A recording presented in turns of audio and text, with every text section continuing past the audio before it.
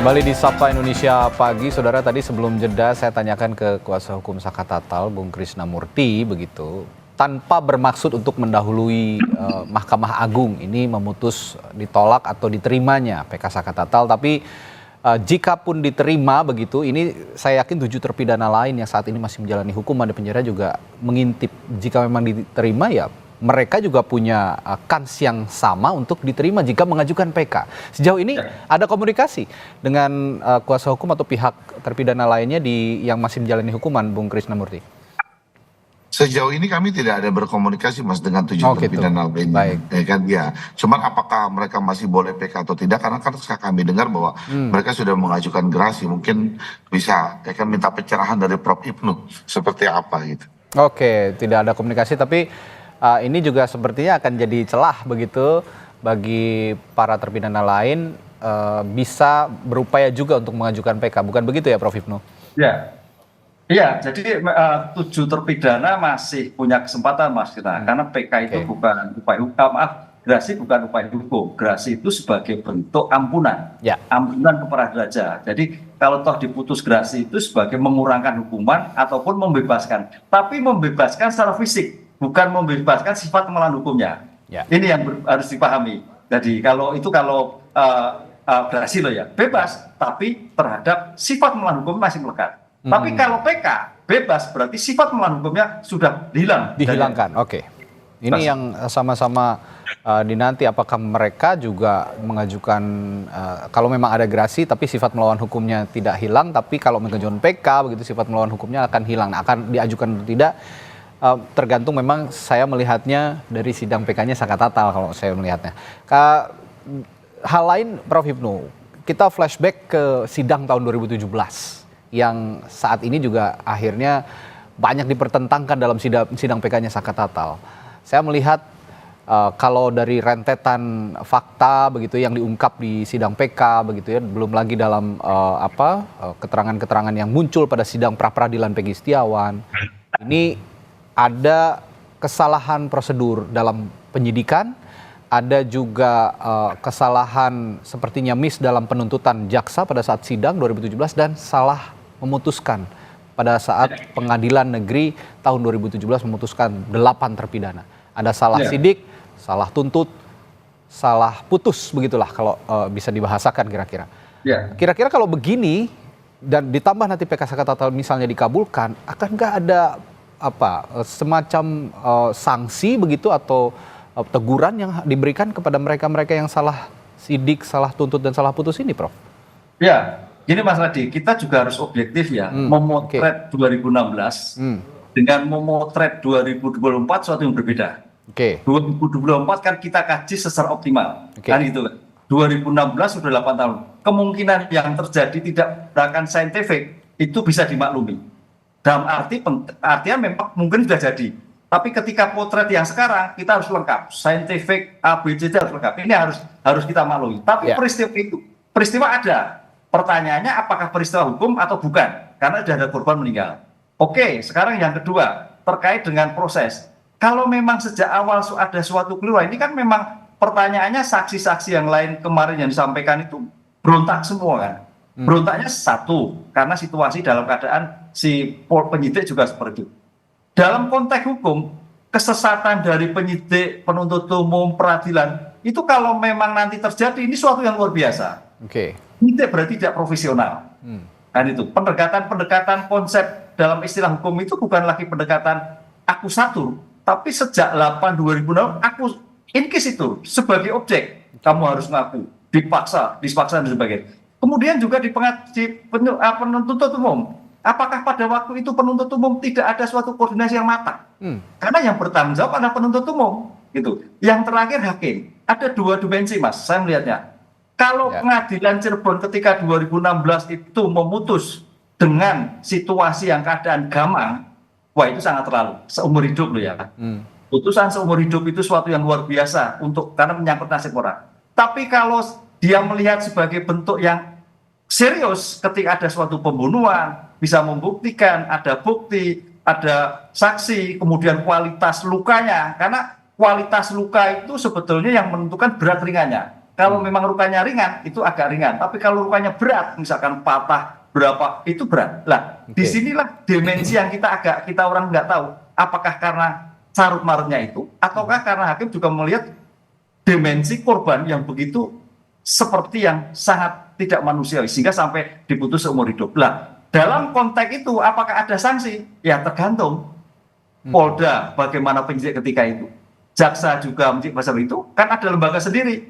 Polda ada Irwasum, jaksa ada pengawasan, hakim juga ada Mahkamah Agung. Nah, inilah saya kira juga masing-masing lembaga itu sebagai sinergis harus mengkontrol, baik dari kejaksaan, baik dari Mahkamah Agung, dari kepolisian terhadap kasus ini. Apakah betul separah ini? Apakah memang tidak? Ini saya kira sebagai evaluasi objektif dari penegak hukum, dari penyidik sampai pada Mahkamah Agung. Nah, satu hal lagi, ketika ini sudah putus di tahun 2017, ada rentang waktu yang cukup panjang hingga tahun 2024, katakanlah 7 tahun begitu.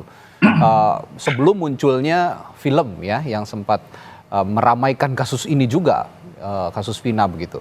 Nah, dalam rentang 7 tahun saya sempat berbincang juga dengan mantan Kapolda Jawa Barat, Irjen Polisi Purnawirawan Anton Carlian, yang pada saat itu dalam peralihan masa jabatan Kapolda Jawa Barat dari yang sebelumnya, dan mengatakan bahwa sebelum Kapolda sebelum dirinya ini tidak menganggap kasus ini sebagai prioritas karena sudah dianggap putus, tidak ada apa-apa, normal-normal saja. Tapi di satu sisi ada 8 terpidana yang dihukum, termasuk Saka Tatal.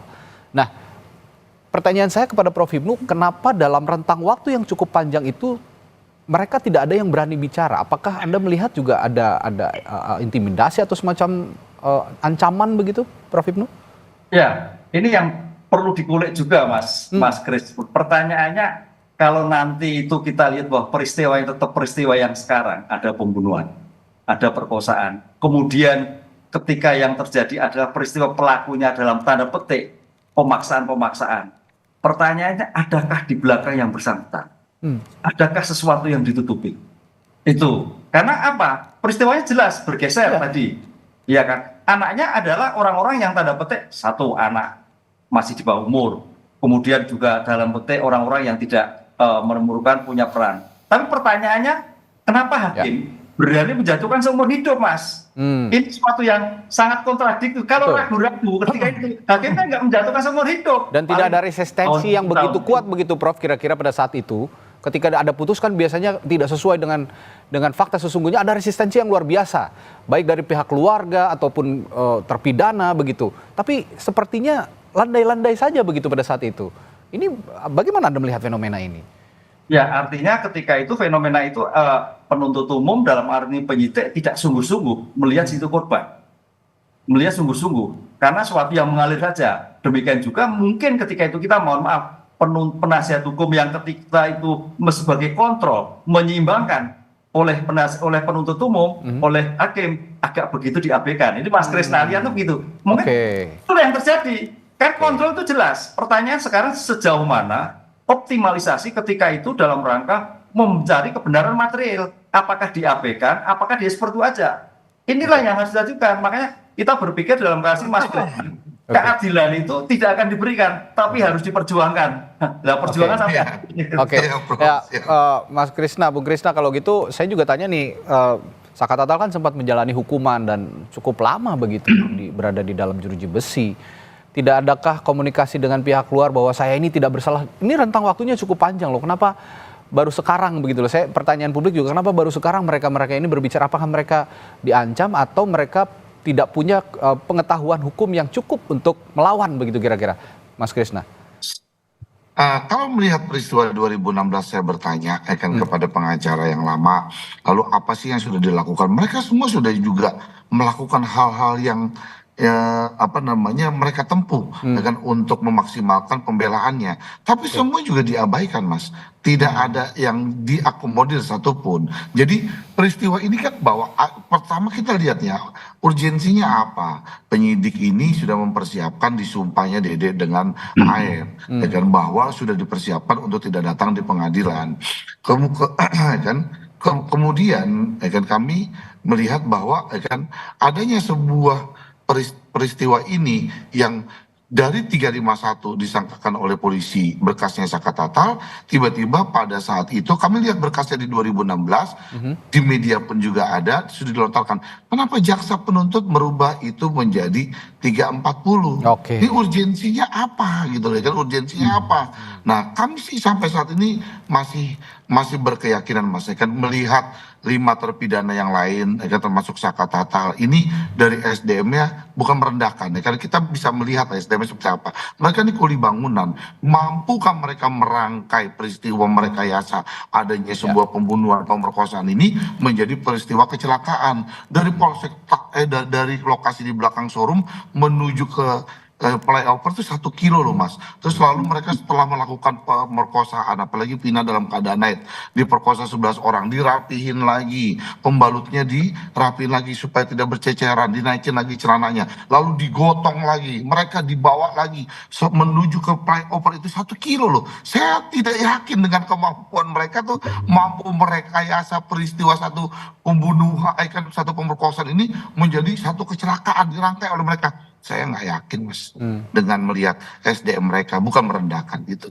Oke. Terakhir kalau begitu Bung Krisna, dengan semua rangkaian sudah dilakukan, dijalankan gitu ya, apapun putusannya, ada yang ingin Anda sampaikan ke publik terkait status PK-nya Saka Tatal ini? Upaya hukumnya sudah kita jalankan, artinya bahwa untuk merehabilitasi nama baiknya Saka melalui jalan satu-satunya adalah peninjauan kembali. Jadi apapun opini yang di luar menganggap bahwa ini perubahan dari pembunuhan, pemerkosaan bergeser menjadi kecelakaan, silakan mereka berpendapat. Lalu lawyer-lawyer yang di luar yang mendampingi keluarga ini, mereka punya perspektif pandangan hukum yang lain, silakan. Tapi mereka kan juga sudah diwakilkan oleh jaksa penuntut. Jadi harapan kami kalau ada peristiwa kekhilafan hakim ini, yang hanya bisa menganulir adalah Mahkamah Agung. Dan kami berharap itu semua dapat dianulir judek fakti, judek juris, ya kan, dan sebagian judek fakti pun ketika 2016 itu peristiwanya dapat dianulir nanti di Mahkamah Agung. Baik Mas, gitu aja. Dan yang terpenting Saka Tatal jika memang nanti dikabulkan bisa menjalankan hidupnya dengan normal kembali tanpa ada stigma-stigma negatif, menjalankan aktivitas, bekerja dan sebagainya dengan nyaman begitu ya kira-kira. Iya, betul. Baik. Terakhir Prof Hipnu, biasanya Prof kalau sidang PK begini setelah sidang selesai di pengadilan begitu dibawa ke MA berapa lama putusnya Prof biasanya? Ya, kalau menurut ketentuan 30 hari harus 30 hari ya. 30 hari. Makanya di sini hari ini berarti 30 hari ke depan. Mudah-mudahan gini Mas Krisna, kalau memang bukti materialnya kurang, bukti sekundernya, hakim melihat pada keyakinannya, asas kebatinannya, asas pemikirannya, betulkah peristiwa itu? Itu yang saya tunggu. Kalau kita berdasar pada bukti formal, bukti material ketika itu agak sulit. Tapi dari bukti informasi itu dimungkinkan, itu nggak ketemu. Tapi disinilah di Indonesia itu kan asasnya kan negatif. Keyakinan hakim itu mudah-mudahan terketuk. Oh betul, bukan Saka Tatal itu tidak terlibat. Itu kunci dulu, bukan peristiwanya. Saka Tatalnya tidak terlibat, itu yang menarik. Kalau peristiwanya nanti terhadap 7 terdakwa yang lain. Tapi sebagai nilai tersendiri, artinya sebagai poin Pak Krisna untuk kedepannya seandainya 7 orang itu mengajukan suatu PK peninjauan kembali. Oke, jadi kuncinya kalau menurut Prof Hipnu, kendati saat ini bukti material minim begitu ya, tapi ada faktor keyakinan hakim, kebatinan hakim yang bisa memicu dikabulkannya PK Saka Tatal di Mahkamah Agung. Begitu ya kira-kira Prof Hipnu ya. Betul. Baik, terima kasih perspektifnya pagi hari ini dan selamat menempuh keyakinan juga nih buat Saka Tatal, semoga dikabulkan. Kita juga berdoa bersama kalau memang tidak bersalah ya. Sepatutnya sudah Saka Tatal ini PK-nya dikabulkan. Pakar Hukum Pidana Universitas Jenderal Sudirman Profesor Hipnu Nugroho dan kuasa hukum Saka Tatal Krisna Murty telah berbagi perspektifnya pagi hari ini. Terima kasih Bapak-bapak, sampai jumpa lagi. Terima kasih Mas Krisna. Terima kasih Prof. Terima kasih Mas.